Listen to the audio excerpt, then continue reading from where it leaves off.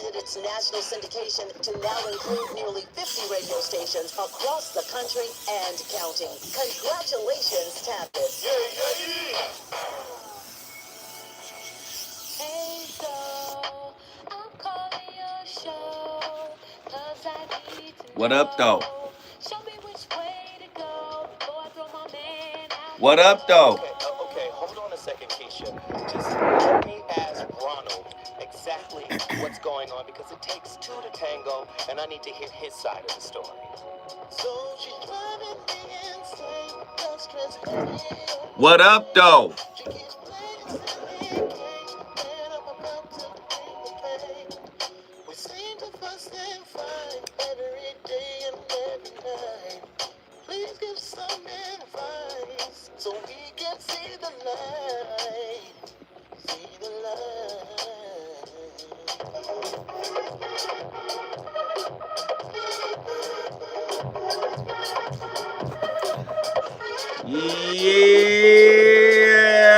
Yeah! Hit the like button. Hey, shout out for the notification. South Bronx, you gotta call in.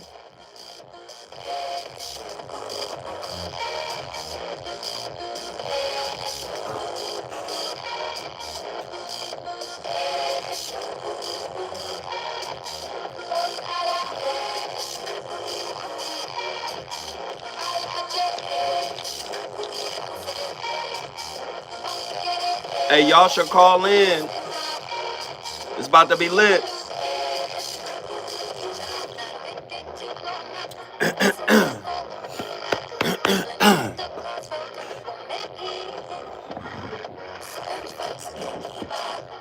One day is horrible. One day. I got you. Sexually evil forces.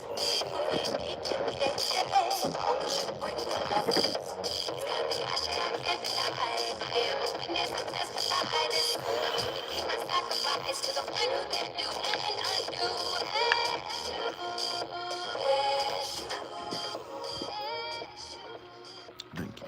But I'ma hold your pretty little hand when I say this, okay? I get it. Locking your heart away feels safer than letting it be exposed openly. You see, you think that if you build a wall tall enough, the pain won't climb over, the hurt won't find its way inside, but the truth is a heart wrapped in stone won't stretch. It can pump joy back through your chest, and the harder it gets, the tougher the outcome, because anything empty serves nothing in purpose. Many people turn their heart into armor, only to realize armor keeps out more than the arrows. It keeps out the love, the laughter, the chance to have something without fear in their spirit. And every person is not the person who hurt you. Not everybody's reflection is betrayal. Sometimes the hand reaching toward you ain't trying to take nothing, my baby. It's just trying to hold you so you don't fall again. But you wouldn't know that if you keep your hands clutching your heart. So gauge, if you treat every knock at your chest like a threat, you'll miss the moments that could have carried you when you couldn't even carry yourself. And pain will teach you caution. But caution can't be the only teacher, because if all that you learn is how to guard, you'll graduate into a lonely life with a degree in the absence of a diploma and regret. And love, true love. Real love will never be found behind closed gates. Opening up is messy, it's risky, and the chance that somebody might drop you, but also the chance that somebody might stay and be the answers to your prayers that slowly takes the pain and the fear away. So yeah, unlock that cage. Let the door swing a little wider than your fear says is wise, because healing doesn't happen in hiding. It happens when you choose to risk again. Your story ain't finished, my baby. And no matter what's been broken, you still got chapters left to write with a pen that only bleeds when you allow it to. So you can love with some fear, but don't allow fear to be the reason that you don't ever open up your pretty little heart again, because you deserve the love that you prayed for. And you have to buy an appointment with the person who was just waiting for you to just open up a little bit, my baby. Now you be well. Hey, man, she sounds like a warm bowl of cream of wheat. You understand me? Butter, nutmeg, brown sugar. She sounds delicious. That was Lisa Marie Lovett. I love it. She sounds great. Before I get into what she was talking about, she was talking about hurt and, how we deal with hurt, process hurt, and identify it. I'm always thinking ahead. We have another topic that we're going to, peel back next week. And I'm going to kind of preview just a bit of it. We live in a psychologically, or I would say ideologically segregated society. And I'm speaking to black men and women.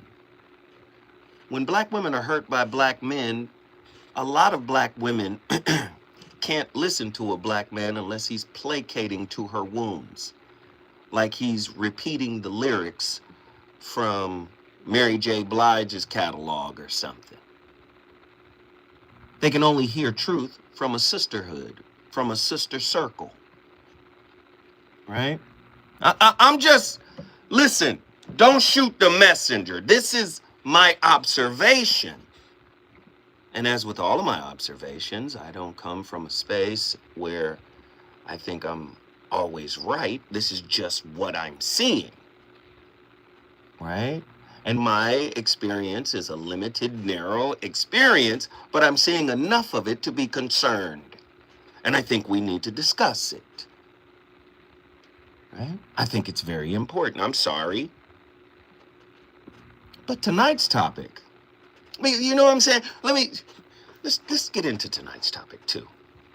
Because there's this crossroad, this intersection where they kind of meet. Relationship is part of the human condition. Not women are always victims in relationships, or men are always the villain. Relationships are part of the human condition. And what has happened is, because of this segregated way of talking about relationships, girl, you knew he was a dog. Girl, you knew he wasn't nothing. Don't date him. Girl, ain't no good men. Do you understand this narrative that makes the relational experience kind of like, by default, women are great. Men are problematic. I'm sorry. We're going to discuss it on Monday. I just wanted to preview. But how it intersects into tonight's topic is crazy. Tonight's topic was inspired by yesterday's show. My mind is operating on 4 different galaxies and universes at the same time. So I'm listening and being blown away by my sister, Precious, right?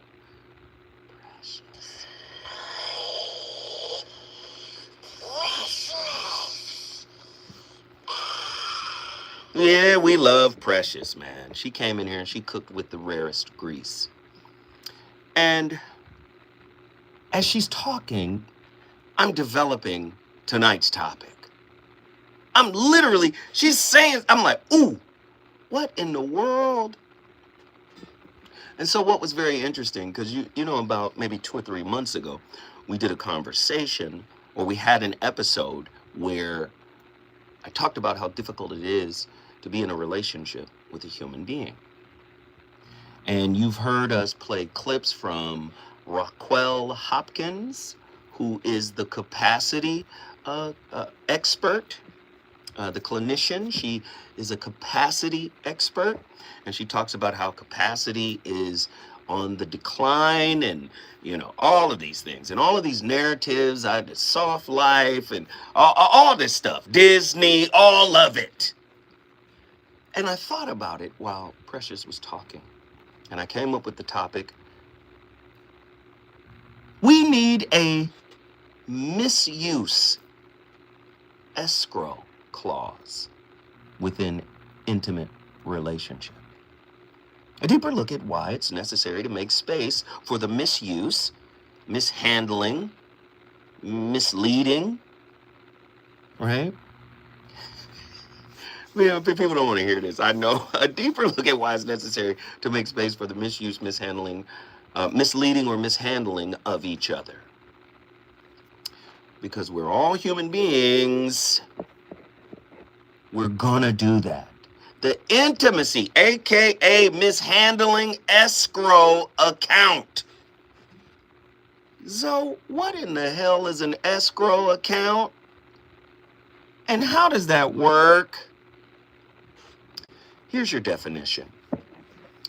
An intimacy escrow account functions as a relational treasury that holds emotional capital, empathy, accountability, forgiveness, and grace in reserve to safeguard the relationship against the volatility of human imperfection. Ooh, like a mortgage escrow account that protects a property from lapses in taxes or insurance payments, this emotional escrow protects the partnership from lapses in empathy or attunement, or lies, or cheating,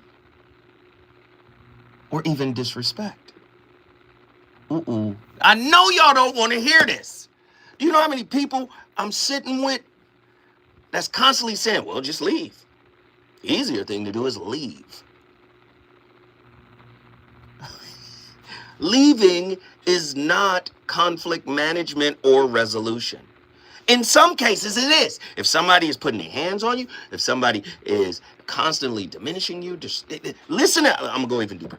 Each partner contributes monthly deposits through conscious acts of care, emotional regulation, and self-awareness. Listen to what I'm asking you to make monthly contributions. This is consciousness. Are y'all listening? Each partner contributes monthly deposits through conscious acts of care, regulation, and self-awareness. These deposits accumulate interest through consistency and integrity. When one partner experiences a moment of relational default, hurt, neglect, misunderstanding, mishandling, the account releases emotional liquidity to cover the temporary deficit. You don't know how to be, right, with another human being because you don't see them as human. You see them as savior. You see them as intimate messiahs that's going to take you away from self-work. This is not how it works. However, this system operates under relational checks and balances that prevent abuse of grace and ensure that compassion never substitutes for accountability. Listen, the purpose of the escrow, the intimacy escrow account, exists to stabilize emotional equity through predictable deposits of goodwill towards each other. It will provide liquidity of grace when one partner falters or when both partners falter. It can prevent foreclosure of the bond through cumulative resentment. Oh, we ain't got nothing in our intimacy escrow account. It can maintain the ethical solvency of love by linking forgiveness to responsibility. Grace, in this context, functions as an insured empathy. Listen, as insured empathy. It covers accidents of the heart, not accidents of intentional harm. Well, wait, hold on. It covers accidents of the heart, not acts of intentional harm. In other words, you can't intentionally disrespect. You can't intentionally marginalize, minimize, neglect. You can't intentionally do anything to harm the bond. But if harm comes, right, from you, it must come from your human frailty, right? Your human nature. Ooh. The principle of intention, the eligibility clause. Just as a mortgage lender releases escrow funds only for legitimate obligations, the intimacy escrow clause releases grace only for acts born of unintentional hurt, misunderstandings, emotional fatigue, or trauma-conditioned reflexes. What are trauma-conditioned reflexes? Attachment styles, right? Insecure attachment styles, right? Maybe the person is neurodivergent. Maybe the person has ADHD. Maybe the person is fearful avoidant with an ADHD combination. Maybe they're dismissive avoidant, with codependency. Do you see? Do you see? Deliberate harm does not automatically qualify for coverage. However, a constitutional amendment within this model allows for a probationary restoration of grace when the partner who caused intentional harm demonstrates a couple of things. Immediate acknowledgement of wrongdoing, genuine, authentic remorse validated by consistent inner work, shadow work, and behavioral change. The tangible piece, restitution, emotional, communicative, or practical. Repeated intentional harm without repair triggers account suspension until both partners engage in formal repair practices if they so choose. And that could be counseling, meditation, or structured dialogue. Are you listening to this? An escrow account, an emotional, empathetic, forgiveness-based escrow account for the relationship. Why haven't they taught this? See, we deal with the problem when it pop up. We have no reserves. We're running on fumes because we're running from ourselves. We haven't developed anything internally. Everything is dependent on each other to show up for the wound. Oh my goodness. What if we had a mishandling escrow account for relationships? When we come forward, the voice of reason is on fire. I need y'all to call in. Let's get it.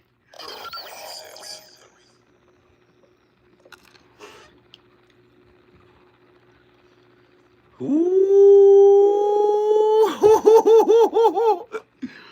Yeah.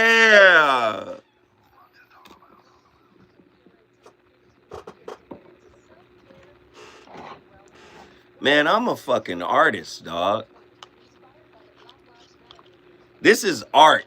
This ain't just science. This ain't just good game. This is art. I don't know if y'all... Listen, man. This is art. Am I bullshitting? Is this art or not? Y'all tell me. Is this art or not?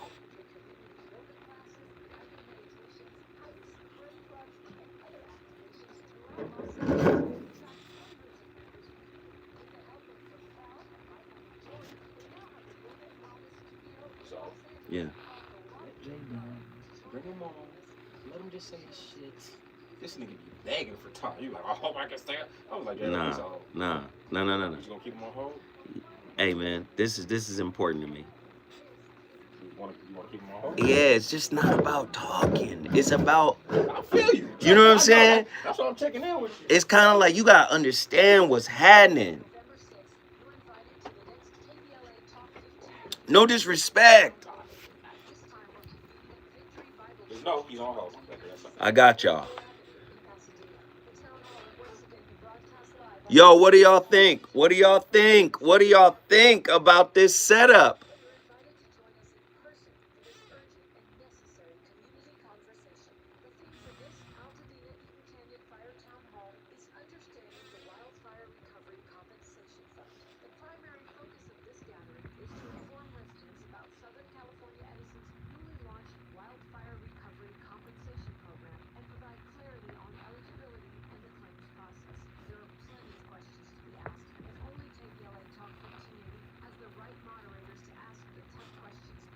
What do y'all think?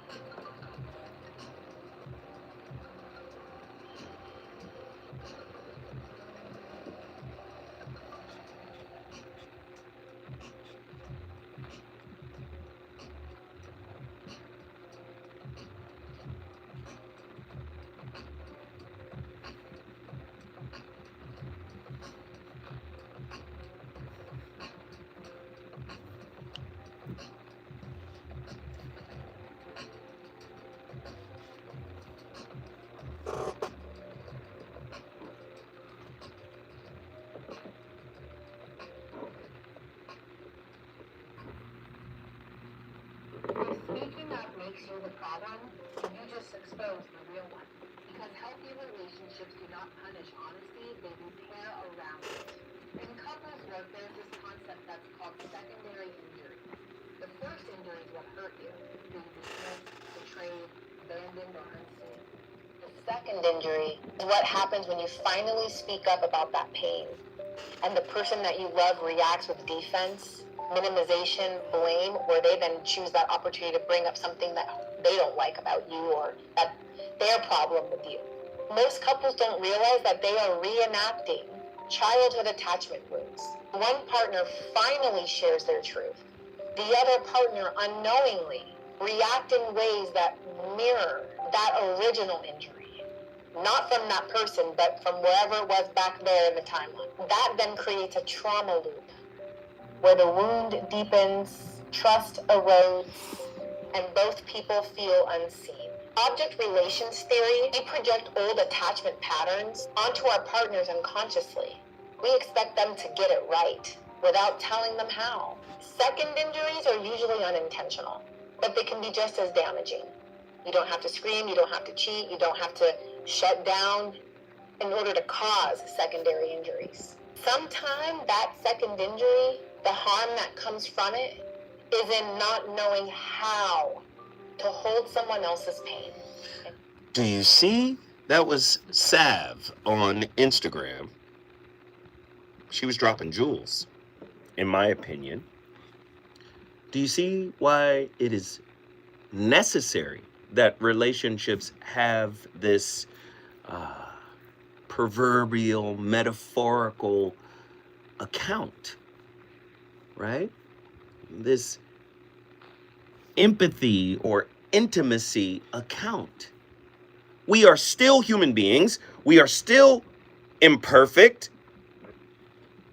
Zoe got here and said, we are whips. When, on the first show, I said, we are whips. What is a whip? WIP, work in progress. We are a human being. Human beings are flawed. By nature, we learn from our flaws. Our flaws make us incredible. It makes us great. But where it is the most unforgiven,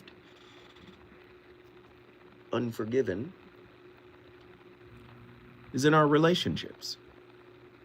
Isn't it ironic that our relationships is kind of like the one place you really can't be human in? You got to show up for that person. You can't be flawed. Flaws are not welcome here. I got my own flaws that I'm ignoring. I don't have time or the space for yours. This is why this intimacy, empathy, escrow account makes sense. The system of checks and balances within this system. The escrow operates like a relational economy governed by 3 regulatory branches that balance power between emotion, intellect, and integrity. The executive function, the heart, compassion, right? This proposes grace, responds with empathy, but cannot unilaterally pardon somebody in this relationship that hurt another. There's emotional instinct. It initiates repair, but remains subject to review. Then there's the legislative function, the mind, boundaries. This branch defines the terms of use, adjusting behavioral agreements after each misstep. This branch writes the relational policy document, right? That is aimed to prevent emotional inflation. Then there's the judicial function, right? The consequence, which is awareness, right? This reviews the act, the intent, and the sincerity of the repair. It determines whether grace may be dispersed or withheld until reform occurs. What? An actual empathy and intimacy escrow account that we're constantly pouring in good times? How many of you guys, the relationship just went away because you didn't have a capacity lined up? You didn't have an account lined up with something in it. Oh my God. Listen, when we come forward, we go into the phone lines. People are on the lines from all over the country. They want to talk about it. I want to hear from Los Angeles as well. Let's get it.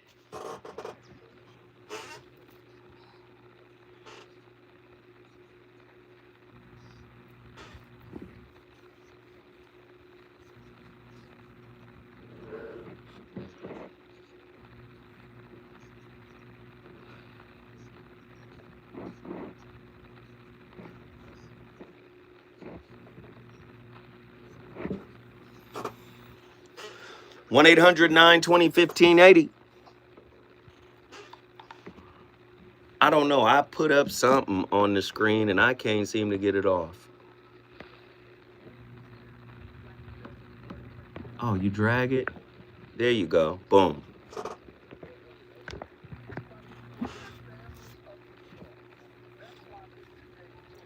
Hey, now's the time to call. You guys want to call? Call now. I'm going to the phone lines.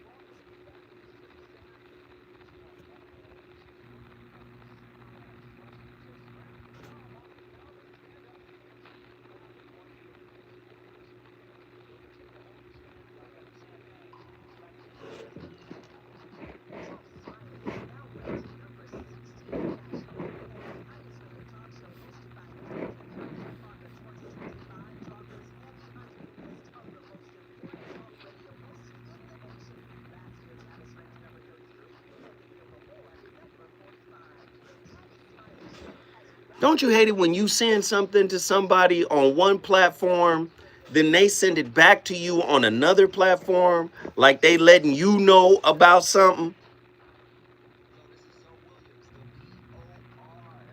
Bro, I sent this to you 6 hours ago on IG. We like, yo, check this out. Hey, You got a new booty. I know.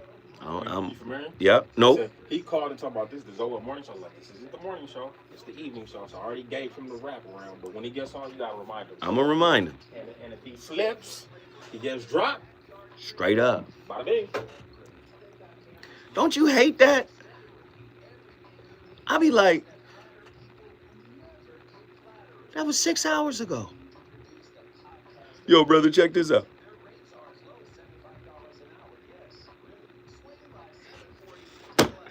What up, everybody?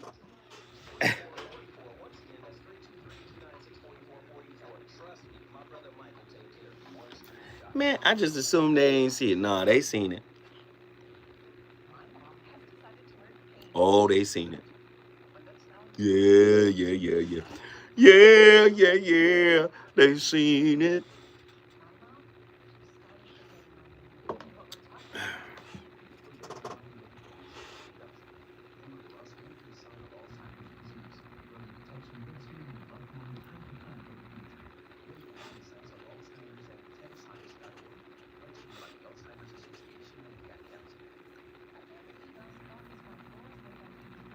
He making sure you ain't pulling up. What's a Shannon?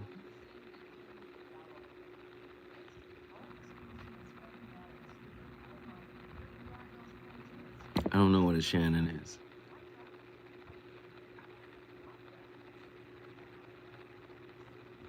I don't understand any of what's being said right now.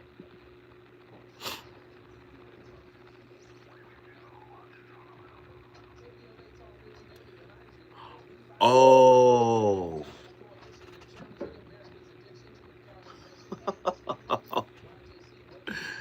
Ah. Got it. I see.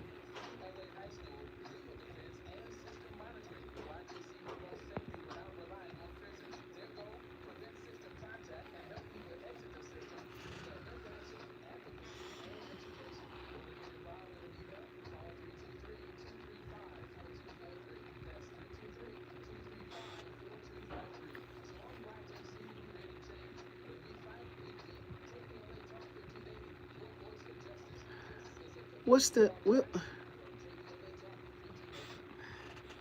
I be missing it. All right, we on our way back.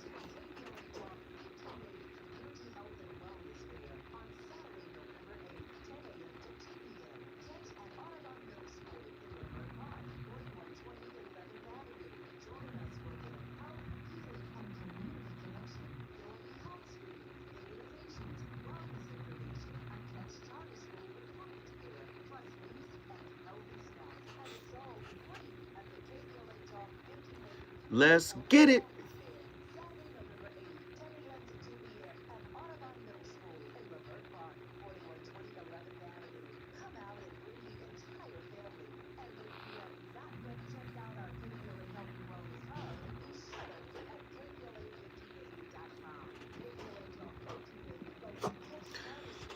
Kick her out and clean. What it? Okay. This shit is going down. Like, what's really going? Okay. Y'all talk about.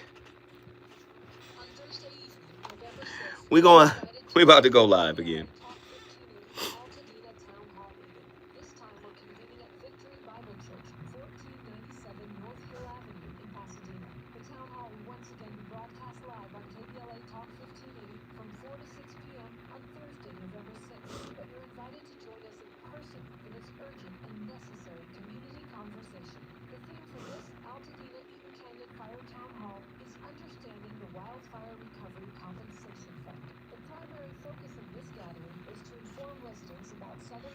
Ain't no way that man accidentally did all that. Oh, somebody hit us with a super chat. Who was that who dropped the super chat? Hopefully they're... I gotta say thank you to them. Oh, that's Brother John. What up, Jay? JG? Let me get this out the way for the collections. Thank you, brother. Thank you, brother. Means a lot. Thank you, brother.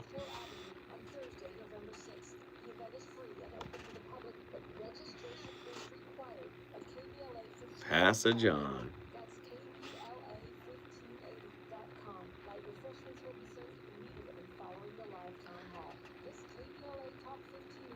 Where do we go to learn relationship economics nowadays? Church, therapy, the strip club, and the internet. Wow. Self-help books. Wow.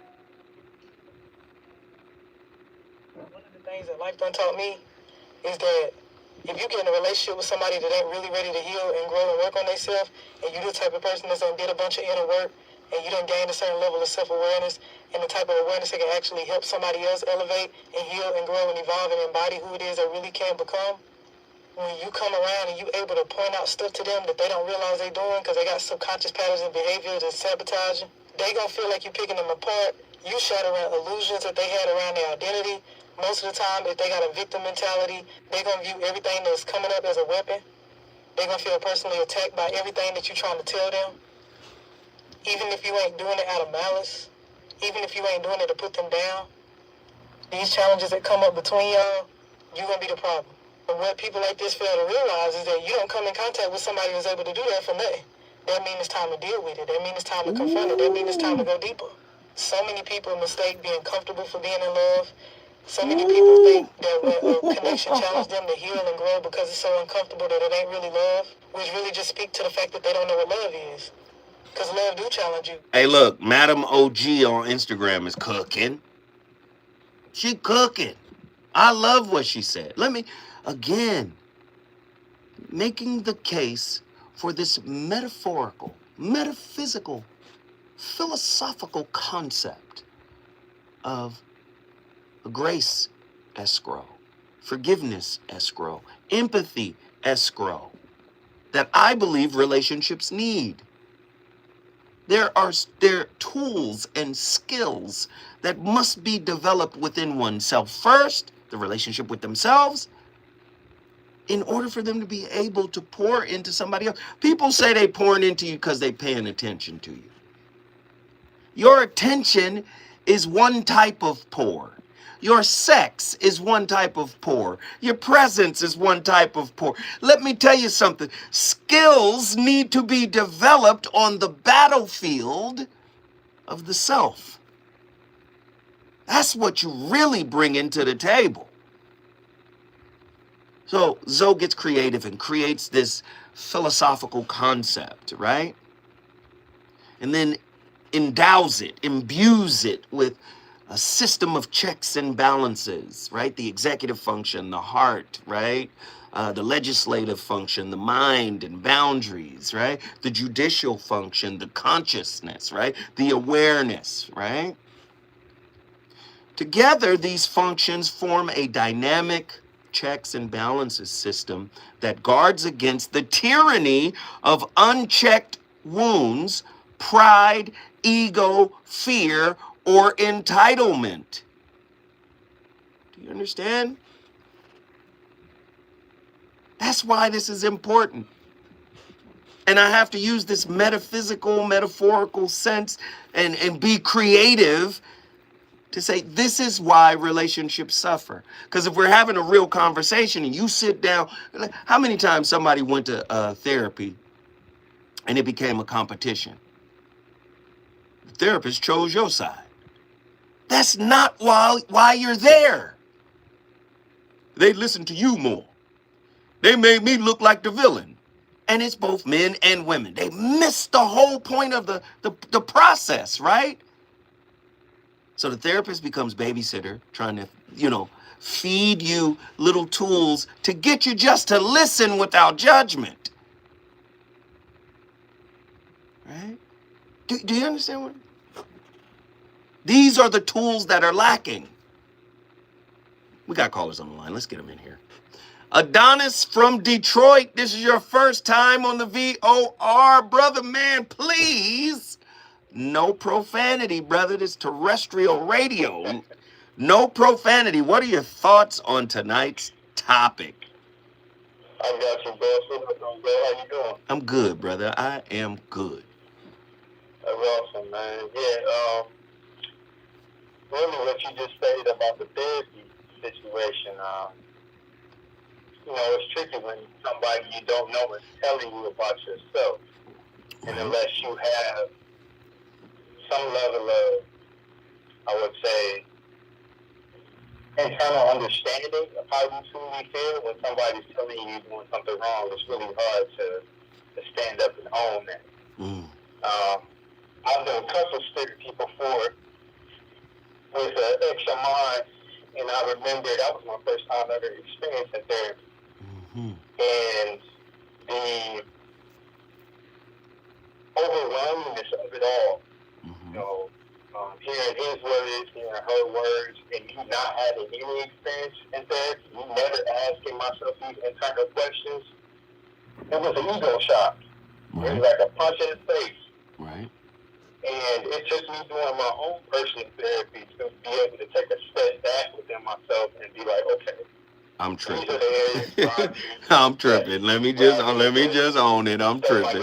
Right. I need to step my game up. I'm messing around. And it's tricky, especially when me personally, I have I run a business here, and I have, a little bit of clout. A couple of people know me, whatnot. So it's hard to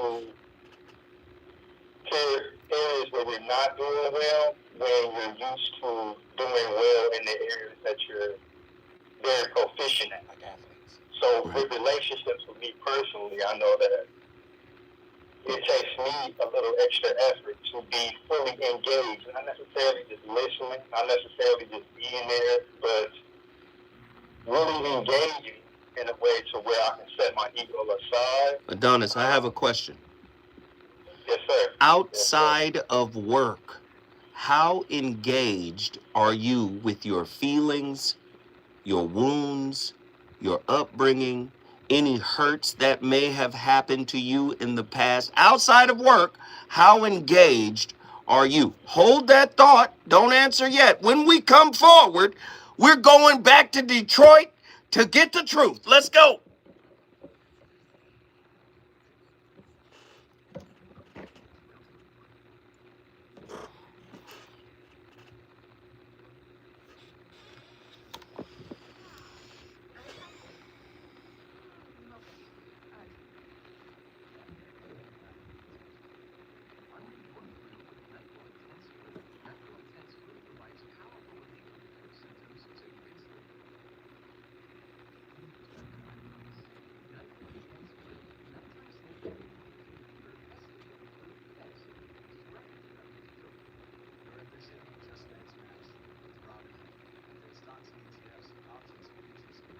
Yo, tonight's topic is bananas.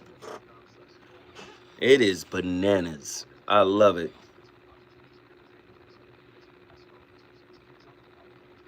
Oh, I gotta see this. Hold on. Credo Mutua? Hold on, pimp. I got to see that. Attila, that's who we gotta start adding to the videos. Credo.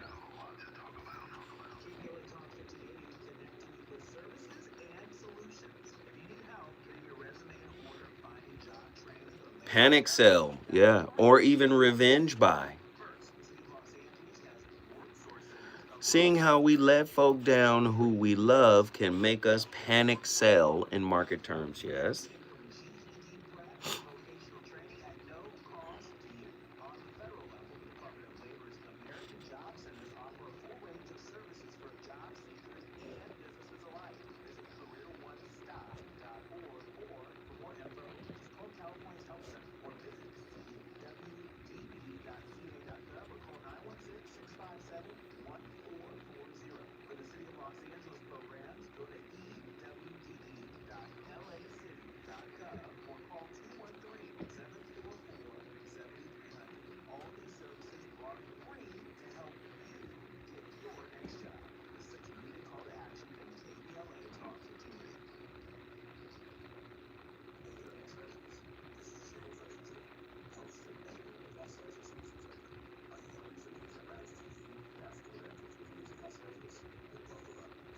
That's crazy.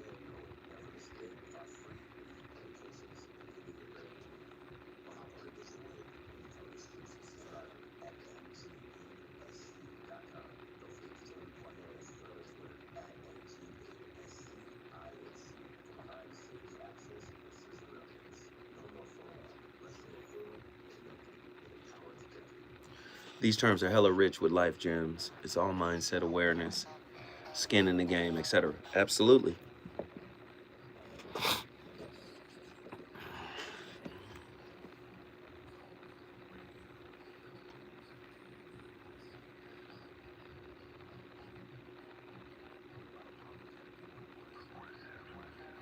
Oh, it's hey, the topic is lit tonight, bro. You gotta catch up. Y'all catch him up.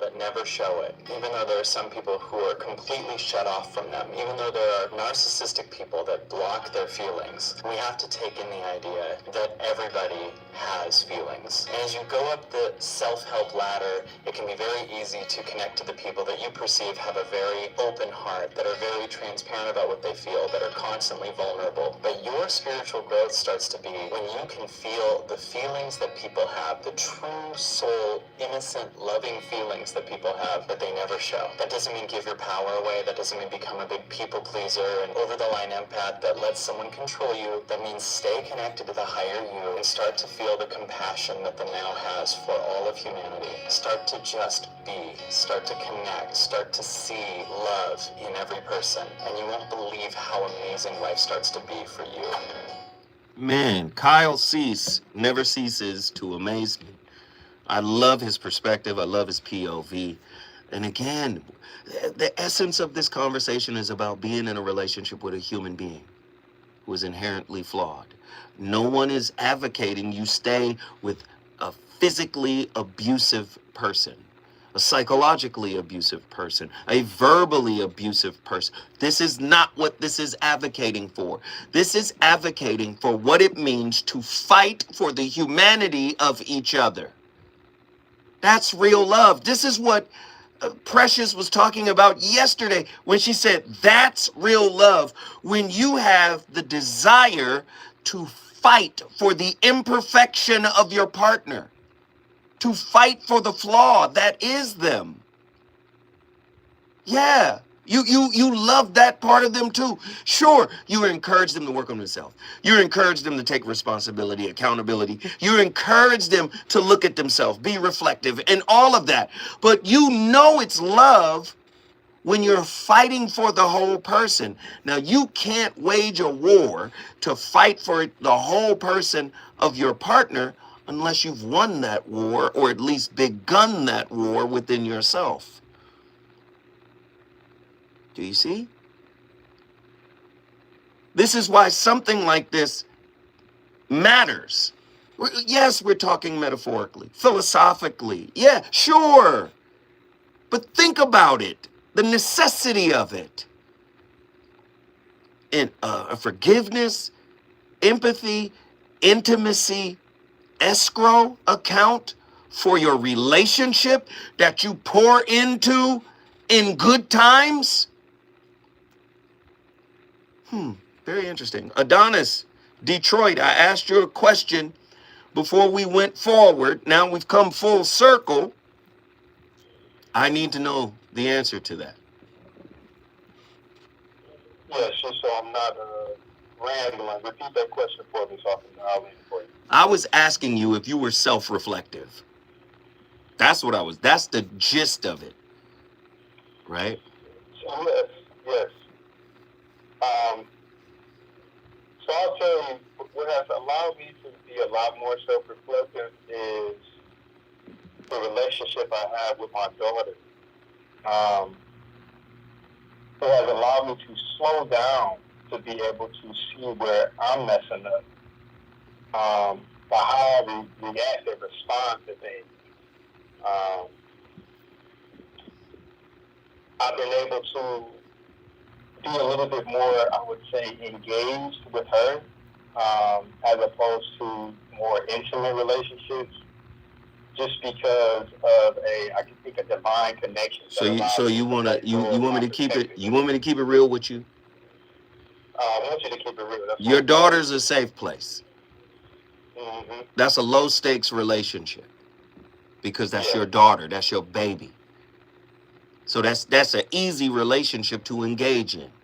Clearly, you want to be her father, you love being her father, and you love her.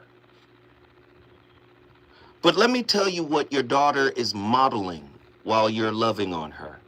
She's modeling what you're also neglecting within yourself, which shows up in intimate relationships. Intimate relationships, brother, are about self-knowledge. I tell people, instead of walking into the relationship expecting the person to show up a certain kind of way, we put both eyes on them. We don't put one of those eyes on ourselves, how we're gonna show up. I was triggered the last time. Or we'll cultivate expectations for them to act a certain way around parts of ourselves that we've disowned, that we don't want to look at. What about emotional regulation? What about your temper? What about anger? Do you understand what I'm saying? Like, how do you resolve conflict within yourself?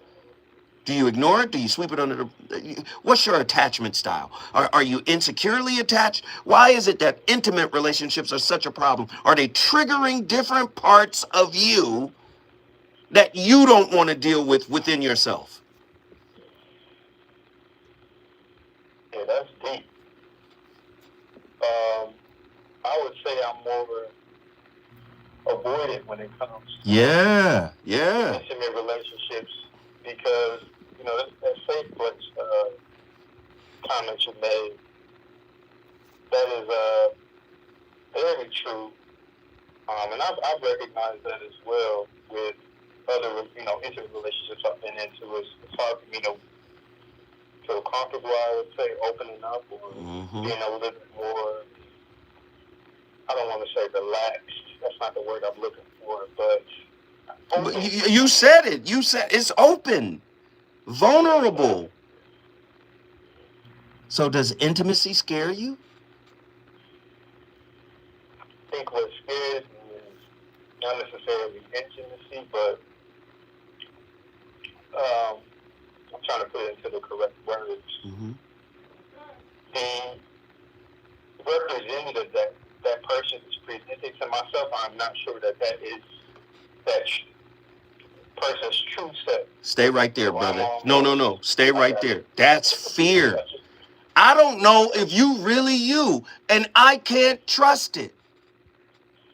Stay right there. Don't go nowhere, brother. You cooking. We on fire tonight when we come forward. The phone lines are full. Let's get it.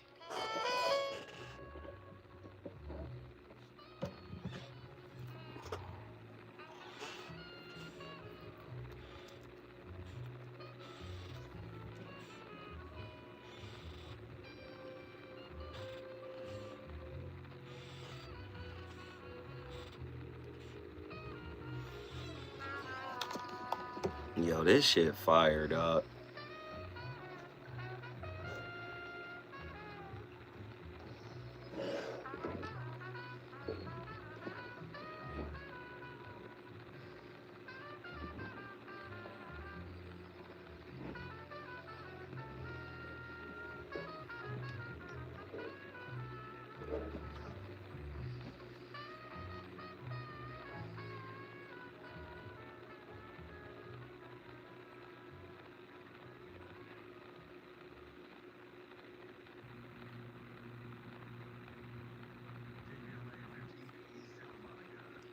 Man, I'm gonna get off the line. You need to work with this. No. Do not leave. I'm coming to you, brother. I need your voice. Do not leave. No.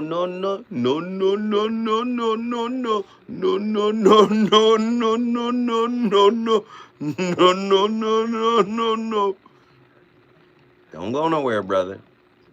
I need your voice. I need it.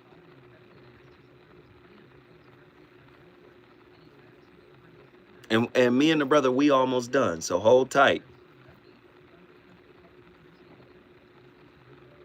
No.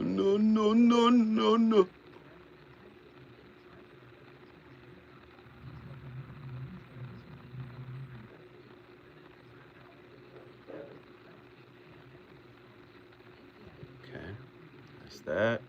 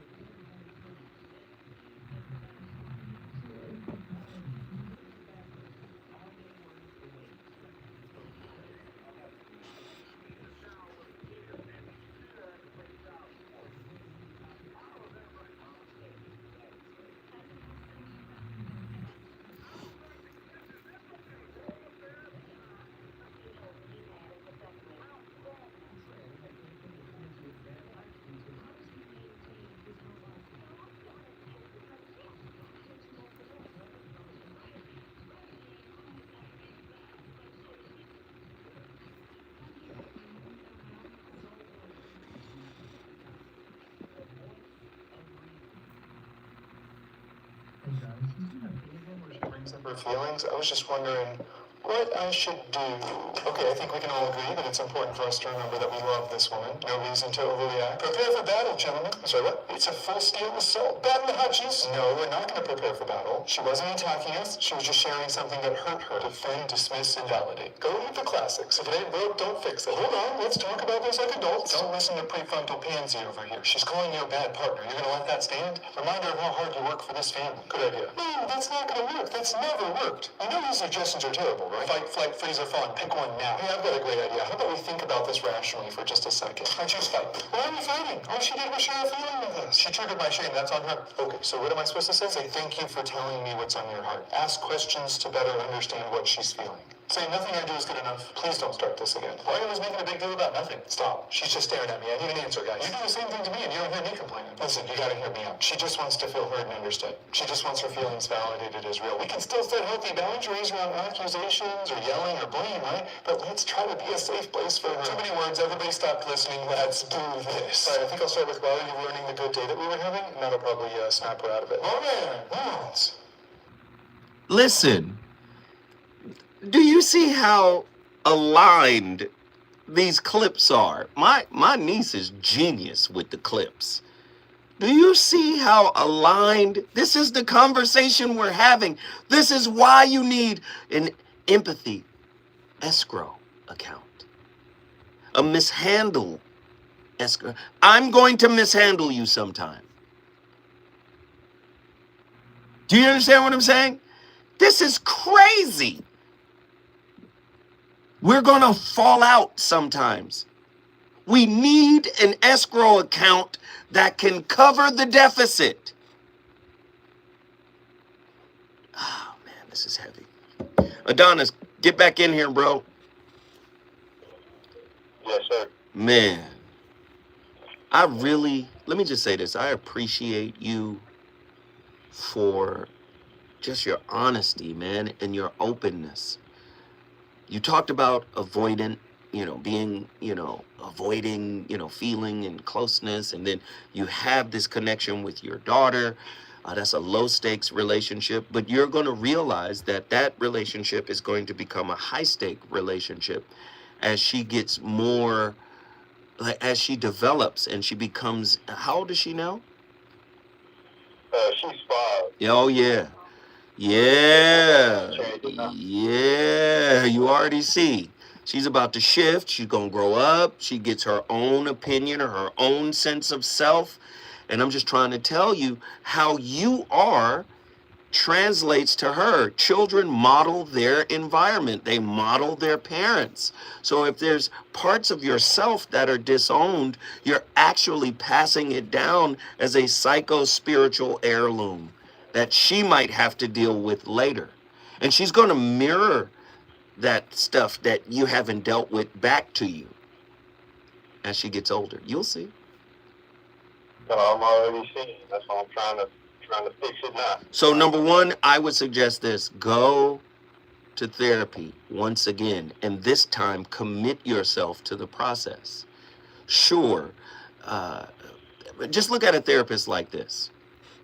They don't have a side except for the side of the relationship, right?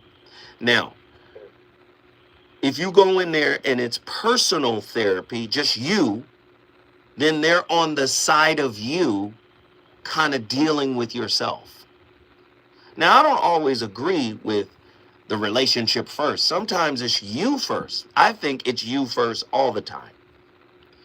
But oftentimes when couples go in there, it's like, let's save the relationship. What's the problem with the relationship? Let's create a plan and let's organize around that so we can save the relationship.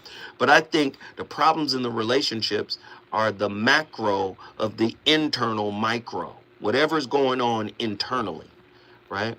So I think the first relationship to try to heal is the relationship with self. So you've already described kind of like this avoidant kind of tendency.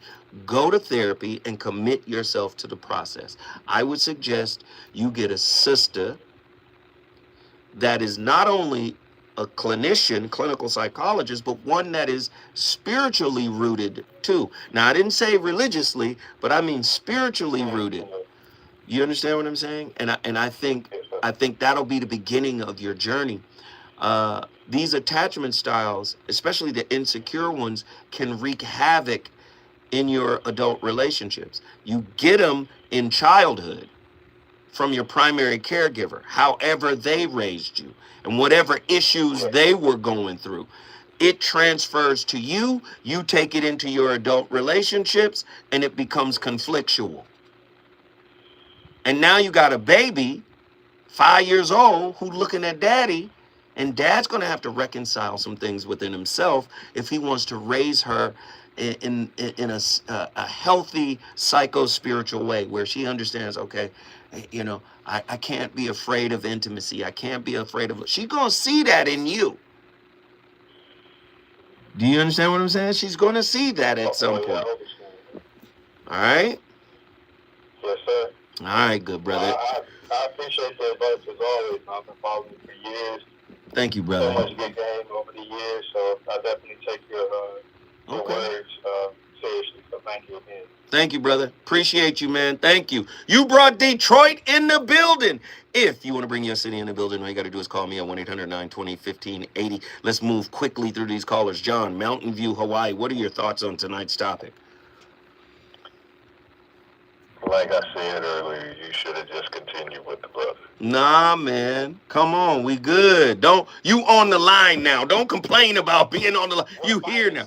Come on, brother. Let's go. I don't want to complain, but I also want to choose violence. But let me be quick. Is that the grace that's given to everyone through spirituality, the one we fail to choose when it comes to everything going on in a relationship, yet it's the hat that you could hang your life on if you would just choose to use it, but you also know the price that it costs. I bring to you the thoughts that are in my mind and the words, he who is without sin cast the first stone. Sure, yeah. Again, you can stand in the midst of a process that you just found unworthy of you to present to your Savior. Who is standing in the midst of the process, drawing in the sand, giving you enough grace to shut up. At the same time, the grace been given to you, and you being the person who's supposed to represent him gracefully. Lessons learned from the human being who stood next to a pastor, looking at the church and is finally understanding something as simple as women. You know you're the most protected in that church. So why are you just letting one man ruin your life? Okay. The one man being not your husband, because you forgot him a long time ago. That's the reason why you chose the other man who absolutely is ruining your life. And you cook chicken for him in your own household, telling your husband he's not working. So again, as I continue to ask the people who are ready to throw stones, or the person who's laying on the ground who's been presented to the grace of life that, again, you could hang your hat on, but the price for you to get into that sanctuary that you know you need to get into, which is yourself. The one who's guiding you along the way and been waiting on you drawn in the sand. Shut up. Get spiritual about your entire life. And I guarantee you, you will find the way out and the way in. Man. I'm done. I love it. I love it. I love it. Guess what you just did, good brother? Mountain View is piss free. Oh, Mountain View is in the house. If you want to bring your city in the building, all you got to do is call me 1-800-920-1580. We got callers. We going to the callers. Let's go. Let's go. Let's go. Nikki from the SIP. Nikki from the SIP. What up, Nikki? What are your thoughts on tonight's topic? Nothing wrong with the song. So happy to have you here. I've been lurking. I know. I've been watching you lurk. Misuse of an escrow account. You like that? Give it to us. Come on. I think sometimes, because how our environments are designed, we don't build positive money within ourselves before we start thinking about escrow in a relationship. Mm-hmm. By the time we decide we want a relationship long lasting, there hasn't been enough inner work yet with deposits in it. Mm-hmm. So there isn't, we might have a down payment, but we don't have enough for an escrow account. Ooh, come on, come on. She cooking, she simmering, come on. When you are a first-time home buyer and they explain to you what the escrow account is and its purpose, the day you get your keys, you think you understand. Mm. What they don't sometimes tell you to a full understanding is that there will be increases in things like millage, Mm-hmm. Mm-hmm. which is tax. Mm-hmm. Well, if you're not at a point internally, individually, whether you're buying a house by yourself or with another person, where you are prepared, you use up all your deposit money to get in the house. Mm-hmm. But you don't know yet that you're going to need some more deposits because millage goes up, taxes change, and that monthly draw called a mortgage payment will require a higher portion 3-5 years later than it did in the beginning. Mm-hmm. How can we have use, as well as misuse, if we have not properly built a foundation, love being in the first position, love of self first, Mm-hmm. Mm-hmm. so that we have something more than just the 3%, the 5%, or the zero down if the credit score is high enough. If the credit score is right. Come on. So when we don't address love in the first position, I've been saying that for a while, because love in the first position, individual or with, will allow you the opportunity to have more than just the deposit. Mm-hmm. Because you're learning as you go when you're a first-time home buyer. You're learning as you go when you're in a relationship that you want to last. Mm-hmm. Mm-hmm. And you don't know yet. I told you before, it's 2 people standing there, but it's at least 4 spirits in the relationship. Mm-hmm. So when you start to see the other one in the other one, the one you don't know, because that's the one that gets you, that's where that deposit money that's now in a deficit is going to affect you. And you will get a bill at the end of the year or the start of the new year if the escrow has been in a deficit. Right. Same thing happens in your relationship. Exactly. Start with love in the first position. Begin to do the work before you decide to be with, so that you'll have more than the down payment. Ooh. Nikki! We missed you, Nikki. I missed you. Me and my twin, we missed you, Nikki. I love it. I love it. I love it. Guess what you just did? I brought the sister in the building, and I still love everybody. We love you. We love you. Nikki from Mississippi. If you want to bring your city in the building, all you got to do is call me at 1-800-920-1580 when we come forward. We still got callers to get to, and we're going to do just that.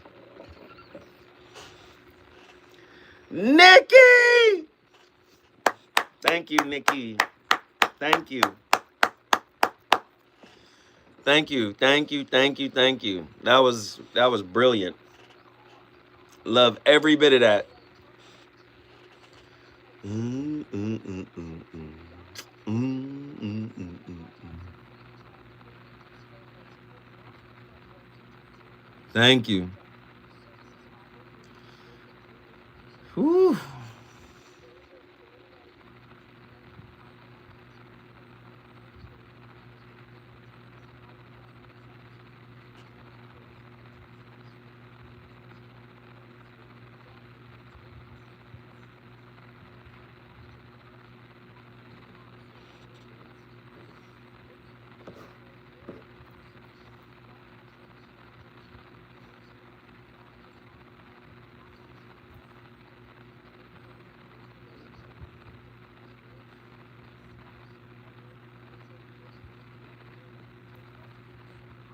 Mm.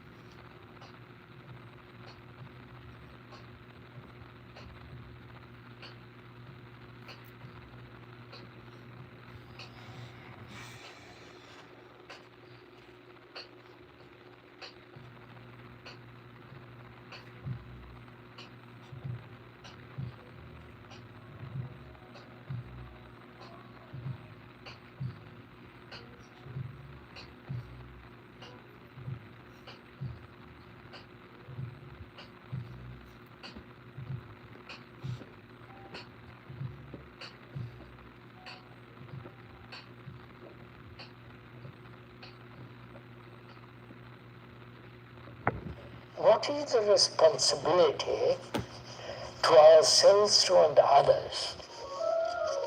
What is responsibility to ourselves and to others?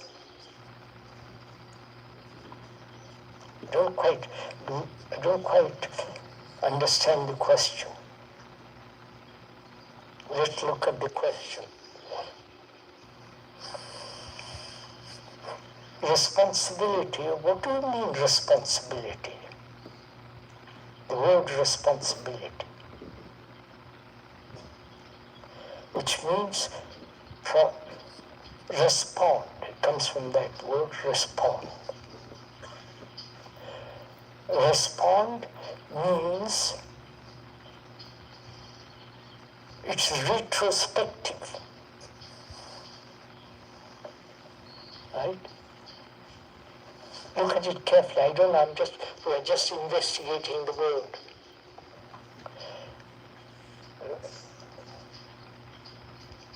I have a responsibility towards my wife. That's what we say. We're looking at the word responsibility. I respond to her in a certain way, which I don't respond to others in the same way, right? I respond according to my background, or what I have learned about her. And she responds what she's learned about me. If that response, which is retrospective. Wait. I respond according to my background. How you were raised. It doesn't surprise me. Your conditioning, right?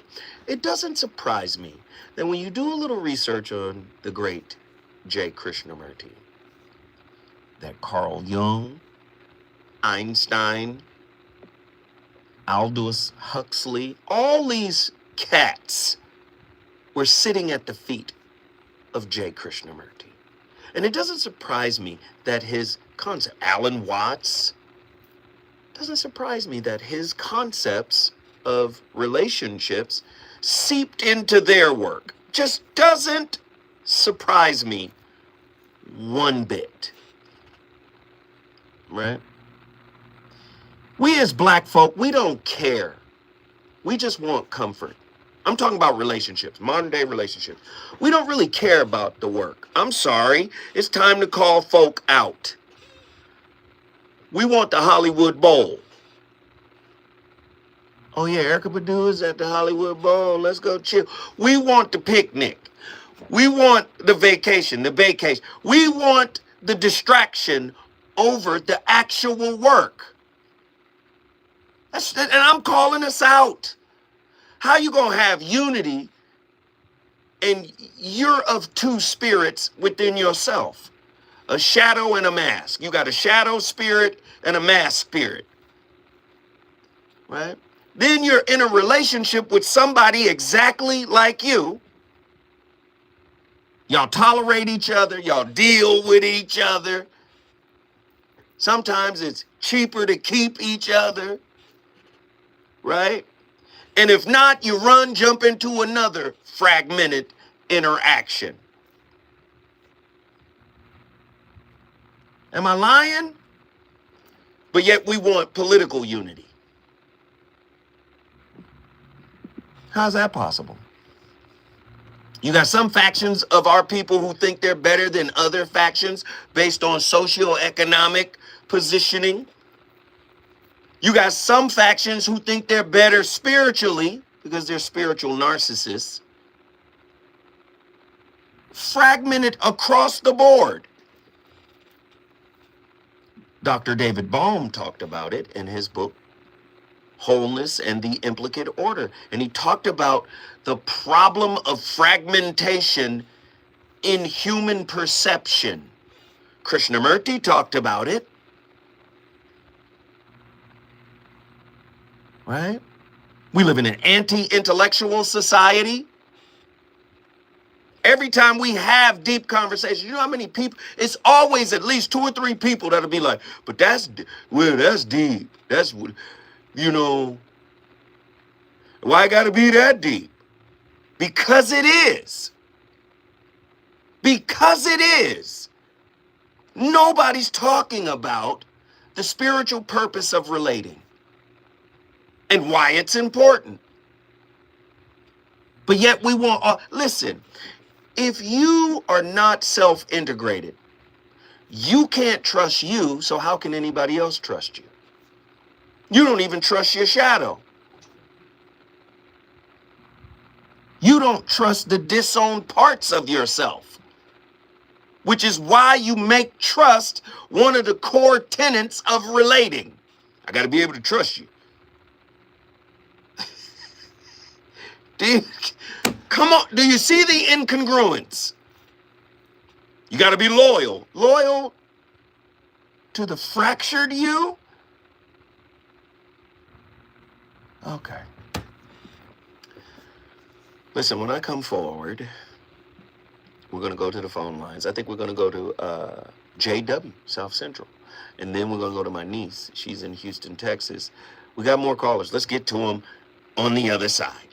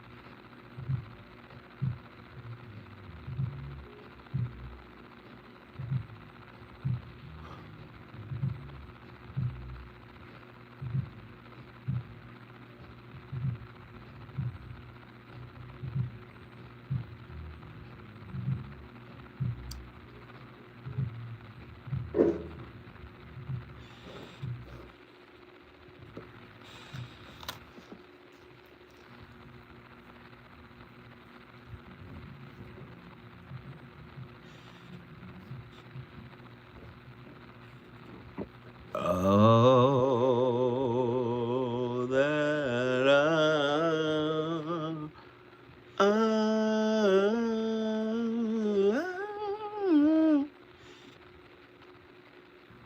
Credo Mutwa.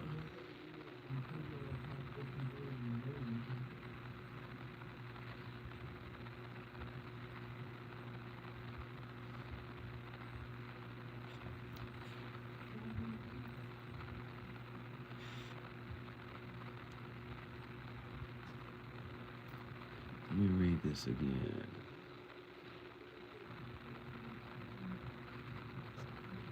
God is the message of the protector and the visionaries of the air. It holds the key to higher levels of consciousness. This totem awakens vision and inspires a creative life purpose. A hawk totem is filled with responsibility because the hawk people see the overall view. They are aware of omens and spirit messages. The red-tailed hawk totem is special. It has direct ties to Kundalini, the seat of primal life force. It is also associated with the base chakra. If you have this totem, you will be aware of and work towards fulfilling your soul's purpose. It reflects a greater intensity of energy within your life. Physical, emotional, mental, and spiritual forces will all be strong within you. The red-tailed hawk is a permanent totem, will always be with you. This is associated with number 14, with the tarot card temperance. This represents the teaching of higher consciousness of psychic ability and vision. Got it.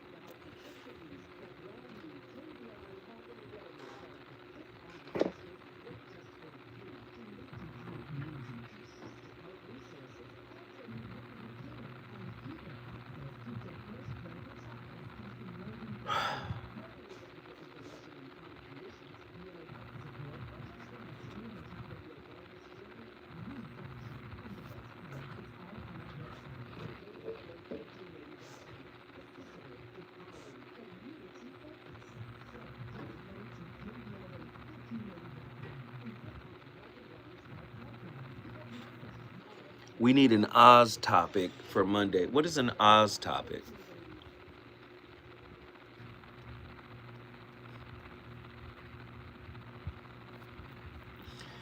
What is an Oz topic?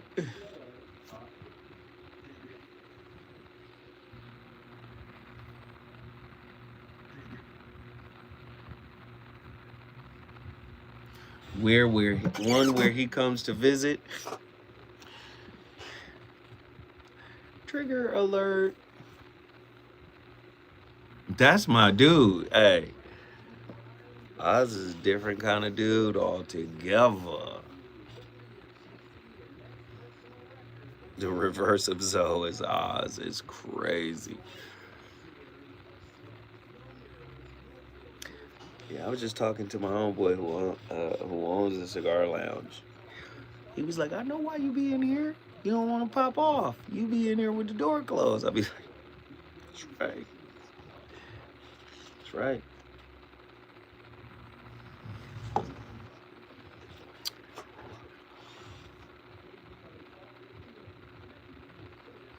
And I'm itching to use them.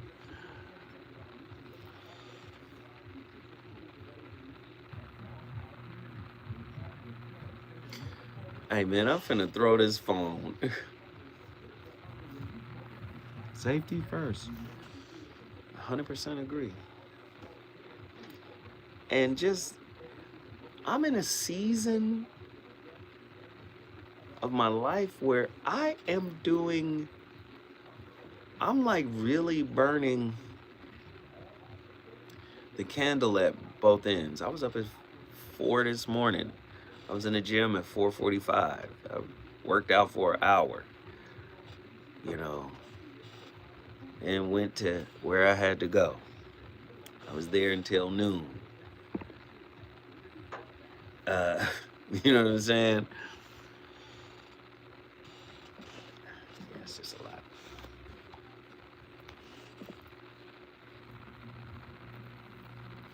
No, I'm grinding. Like I'm hella grinding for sure. I don't do the walks on Thursday for the Thursday workout. The walks are like short. I'll like go 2 blocks, 3 blocks, come back. Whereas, you know, Monday, Wednesday, I'm doing 15,000 steps. I'm doing 5.5, 6 miles, you know. Yeah.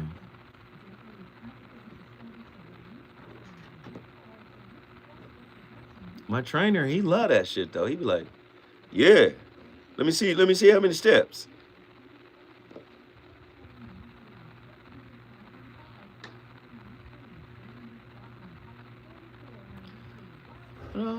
I get a rest usually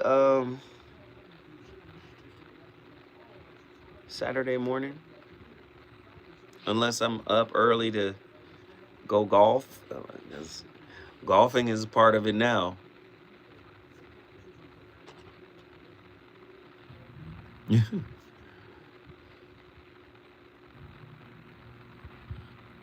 Wait till I get new legs is crazy.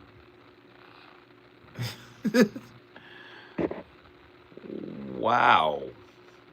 New legs is absolutely insane.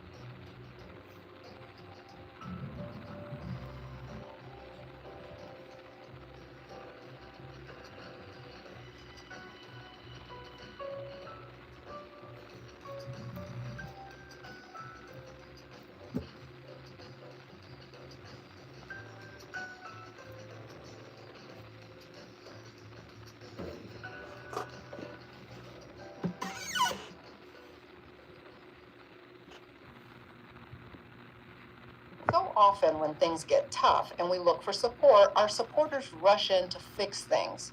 But sometimes what we need most isn't a solution. It's just someone who truly gets us. How do you get someone? You hold space for them. That's what I'm talking about today. I'm Dr. Tracy Marks, a psychiatrist, and I make mental health education videos. The concept of holding space has gained popularity recently, and it sounds like cool therapy speak, but what does it even mean? Well, actually, it's a pretty deep concept. Let's break this down. Here's what holding space is not: fixing things. It's not about offering solutions or trying to cheer the person up or even minimize their feelings. There's no judgment. It's not analyzing the situation, giving advice, or saying things like, you don't need to feel that way. And it's not distraction. It's not trying to divert someone's focus or ignore difficult emotions or pushing someone to move on before they're ready. Here's what holding space is, whether it's for you or for someone else. First, being an active presence. It means being fully present for yourself and setting aside other distractions and simply sitting with your emotions, even those that feel uncomfortable. Validation. It's about acknowledging the legitimacy of your feelings or the person you're supporting without trying to change those feelings. And this might involve internal phrases like, This makes sense given what I'm going through. or It's okay to feel sad right now. next is curiosity and acceptance. Instead of fighting against your emotions, explore them with curiosity. What does the sadness feel like in my body? What thoughts accompany this anger? Notice without judgment. And then embrace the impermanence. Remind yourself that emotions are fluid, and while they feel intense in the moment, they will naturally shift and change over time. And this is not easy to implement for a few reasons. One is that we naturally want to avoid discomfort. We're wired to avoid pain, and sitting with difficult emotions feels counterintuitive. And then there's the fear of being overwhelmed. If your emotions have been bottled up, you may worry that allowing yourself to feel them will overwhelm you and lead to a breakdown. Hey, man, I love Dr. Tracy Marks. Her work is great. It's great work. And it fits into our topic, man. But before I go even further into breaking it down and the different principles and concepts within it, we still have callers on the line. I want to get to them. JW from South Central Los Angeles. What are your thoughts on tonight's topic? JW. JW. Hey, brother, how you doing, man? I'm good, brother. How are you? I'm doing good, man. Yeah, first of all, I would like to say the concept is ingenious. Apparently, critical thinking is thinking outside the box. Second of all, Thank you, brother. I would, you're welcome. I will see you in person Saturday. I'll give you more details in person about some things I've been going through. Third of all, I was going to Panda Express 2 nights in a row. When they would call in, I wanted to talk to the clinician. I know you mentioned my name as well as someone else, but I won't bring that up. But anyway, so that's the reason why I'm calling now.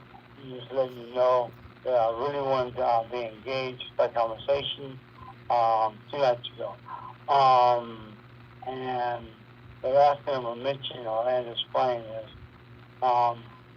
I learned a lot from you and was able to just be giving my mother before she passed and just accept her for who she was, and know that, people are people and human nature, and you just don't hold things against people because, they are who they are. And that made me realize that when I had the ability to not hold judgment towards most people, including her, I found myself having some resentment crop up, and then I learned about you, and it temper is down because it's logical, and I'm being informed. I'm like, what's going on with me? So I do want to have a clinician deal with me, and you already know my cousin and all that. And now that I brought my cousin up, that has a doctor's degree, her daughter, I mentioned her several times before, is narcissistic, and she's really draining on me, and I'm going through a lot, man. I'm waiting to see if I have cancer came back again. I lost some material things. My mom died. Other things. I lost my weight. I have multiple things dealing with me, and I really don't know if I want to try to face that, but I have to be man enough to face that, and I have to stand on the word of God and just love my cousin for who she is, in spite of the problems I have to go through to try to reach her once again over the years. So it's not the first time. That's it. Brother, listen, man, you can call here anytime. You can vent. You can let it all hang out, man. It's all good. We're going to pray for you. And I encourage the listeners to pray for our brother JW from South Central Los Angeles. He's got a lot on his heart. He's got a lot on his spirit. There's people in the chat who are wishing you well right now. And if there's anything I could do, let me know, brother. Let me know. Reach out real serious, bro. Reach out real serious. Now you gonna make me come down there. What's the event? Tell me. Well, I thought you could be wait, I heard the whole delegation from the radio station supposed to be there. I'm gonna be there now. J-Dub, I'm gonna be there now because I gotta see your face. I'm gonna be there, bro. Well, yeah, okay, cool in the game. All right. J-Dub, guess what you just did, brother? Hey, bro, I brought South Central LA in the house, man. Yes, sir. South Central Los Angeles is in the building. When we come forward, we're going to Houston, Texas. Let's get it.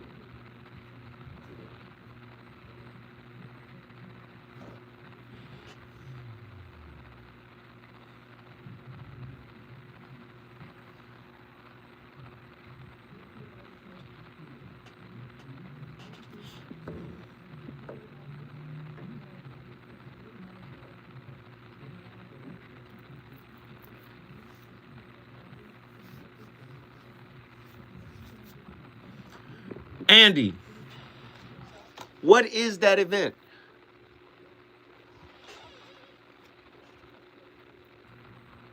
Where is it? Oh, it's in Pasadena. Okay, let me know, Andy. It's in Dena? Let me know. Brother Tav, what up? What's up? Man. We are on fire tonight. You already know, brother. That's Zoe. Zoe, that's D. How you doing, D? Nice to see you, brother. I'm in here doing my thing. Today's Andy's birthday. Happy birthday, my man. Oh, my, LA Trade Tech. LA Trade Tech. And that's when? Yeah. It's this Saturday. This Saturday. The socials are posted on. I'm going to show up. Come on, yeah. It's going to be all day. Dr. West's keynote. Oh. Okay, well then I got to be there. That's a coach, some great keynotes, Mayor Bass. Everybody's going to be there. Okay, I'm going to They slide were through. just telling me our RCP thing's about to crash. Really? We were planning for like 500 people, And the Eventbrite thing only allows for 1,000 RSVP. Do I need to RSVP? Come on. All right, I'm just gonna show up. Come on, like you usually do. Like I usually do. It's LA Trade 10. All right, for sure. Yeah. And I'm about to get a haircut, so I may be here longer. I'm right here in the room. So, okay. If you need person, I'll lock up.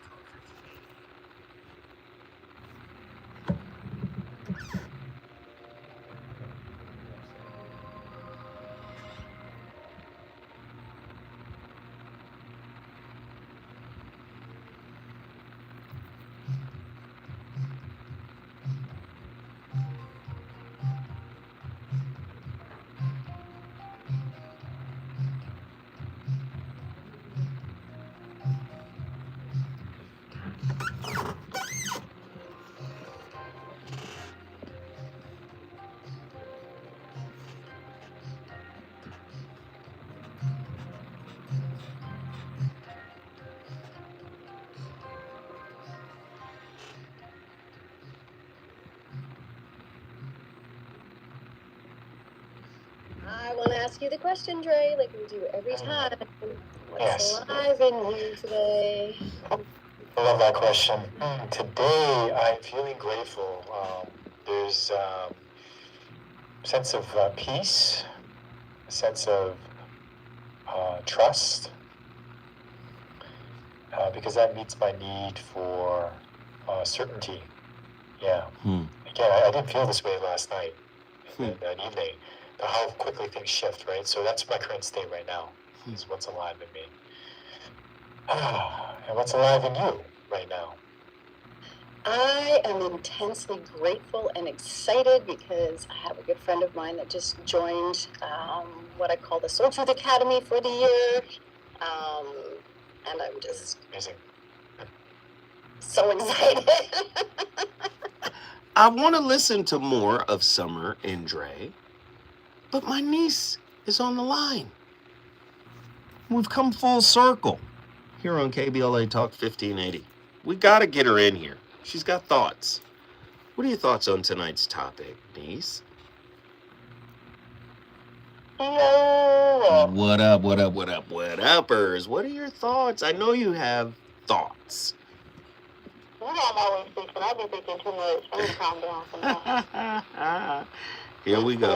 So the first thing though that came to my mind is that perfection is not a standard, it's a compulsion. So when we're talking about like making space for grace or rather like making space for people, I think it's important that we acknowledge like our conditioned perspectives because a lot of that is what kind of builds up and scaffolds our projections that we, put on the people. And so I did a little bit of research and I was thinking about what grace means. And the thing that came up was that it means courteous goodwill. So that kind of made me think, like, if I replace grace with the word goodwill, right, is there space for goodwill? Well, how do you determine if your will is good? Without objectivity, you think about Ross Rosenberg when he says observe, don't absorb, excuse me. Right. To me, like, if you're wounded, your will is going to be rooted in your ego, right? And so that leaves it up to interpretation of your wounds and your perception, as well as the perception of those who are impacted by your choices, right? So I can't really make space for that which I'm rejecting, deflecting, or ignoring. I can only make space for the things that I'm allowing, right? So it made me think of a conversation we had, like, I don't know, a year ago or so, and you were, like, telling me about the situation. You were like, just allow it. And I'm like, what does that mean? And it dawned on me, like, for a year.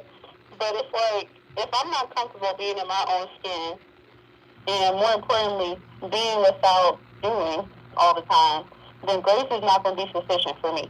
Right? Like, I'm always going to be looking for something to do, something to analyze, right? And so I think in this wounded space, we kind of treat grace as like a foreign entity because we're focused on presentation, perfection, that perception thing.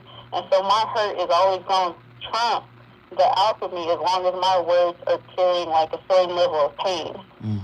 And that pain can belong to me or it can belong to other people. So that's kind of just what I thought about with this topic. I love it. I love it. I love it. Niece, you already know you be cooking with the rarest grease. So guess what it is that you've just done? All right, he's in the building. Houston, Texas is on the board. We loved it. Listen, I'm going to land the plane. Intimate liberty. The freedom within limits clause. Okay? My escrow model honors intimate liberty, the right to emotional authenticity within defined ethical boundaries. Freedom in love resembles freedom of speech, nearly absolute, yet limited when it endangers the safety of yourself or your partner. One may express anger or frustration, but not weaponize it. One may voice truth, but not use truth to humiliate their partner. Therefore, expression without regulation equals emotional anarchy. Control without compassion equals relational authoritarianism. The escrow sustains equilibrium between the two, guarding liberty through responsibility. Do you see? The intimacy escrow account, a model of conscious grace and ethical accountability. Come on, practical auditing and maintenance. Monthly deposits. Each partner identifies one act of gratitude and one behavioral adjustment to deposit into the escrow account. There's a quarterly audit.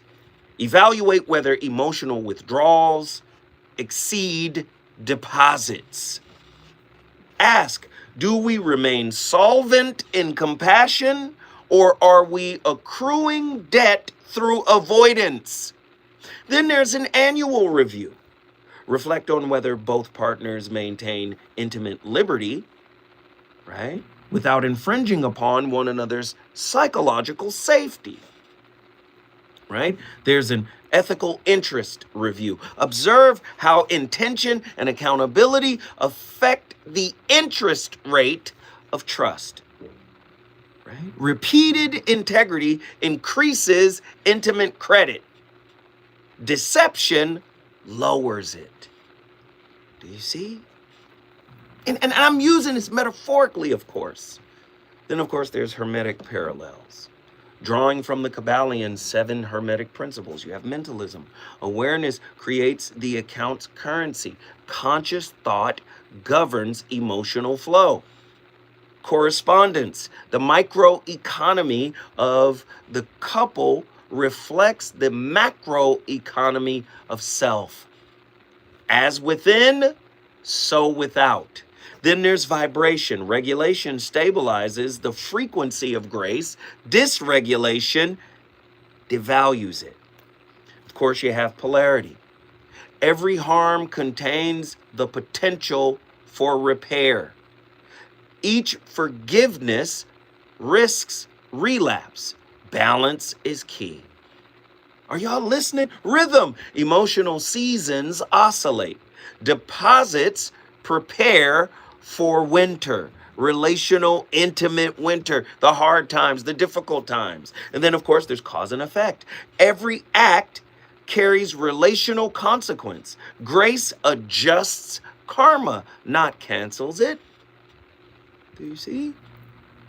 Then there's gender. Active giving and receptive allowing.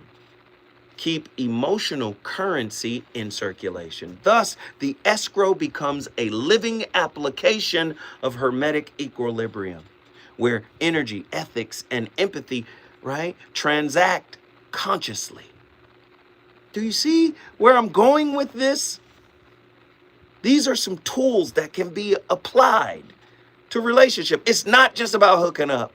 It's not just about vacations. It's not just about chilling. It's not just about sex. It's not just about obligation and responsibility. How do we maintain an empathy escrow account? How do we maintain a forgiveness escrow account? How do we maintain a compassion escrow account in the face of our own humanity, where we're flawed, where we're broken to some degree? And if that's the case, chances are our humanity might spill over into our partner and hurt them. How do we repair the relationship from that? This was a metaphysical, spiritual, psychological deep dive into this, right? But again, I'm the voice of reason. You don't have to agree. I started the conversation. It's really up to you to finish it. Guess what? I'll be back next week with a whole new slew of fire topics. We appreciate you. I hope you appreciate me. I'll holla.